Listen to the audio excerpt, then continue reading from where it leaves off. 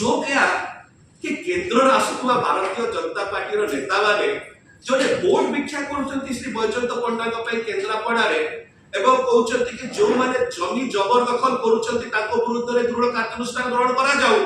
ताको साइड रे बसछंती बैजयंत बाबू जे सबठु बेसी जमी जबरदखल करूछंती केवल सेति कि नो ताको मालिकाना रे थेबा गोटे टेलीविजन चैनल मध्य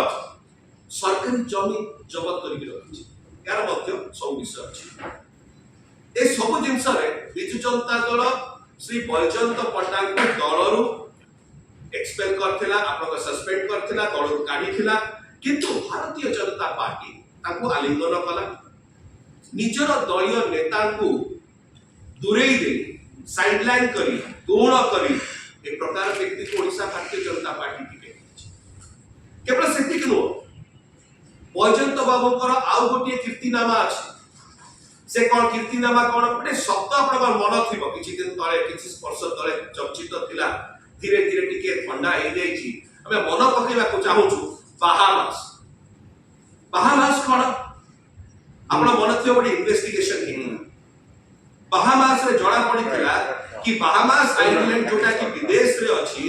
से बाहामास आइलैंड रे तीनटी कंपनी थिला फिनले मेसिना टिकिका तीनटी कंपनी जो माने शेल कंपनी थिले से माने 16 रु 17 कोटी टंका श्री बैजयंत पंडाकर कंपनी जो टीवी कंपनी थिला सेकरे से माने इन्वेस्ट करथिले निवेश करथिले अपन हटाक ना गायब थिला तार इन्वेस्टिगेशन हैला बाहामास